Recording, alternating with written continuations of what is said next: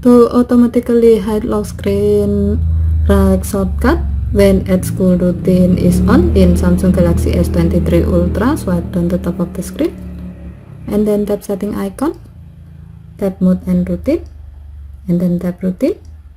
While you are in the routine screen, tap add school routine, tap change lock screen shortcut, and then tap the blue on off switch next to right shortcut to disable this option. When the switch turns gray, it means that this option is off. Next, tap done button to save the change. By doing this, now when add school routine is active, your phone will automatically hide the right shortcut from your lock screen. Okay, thank you for watching. Have a nice day.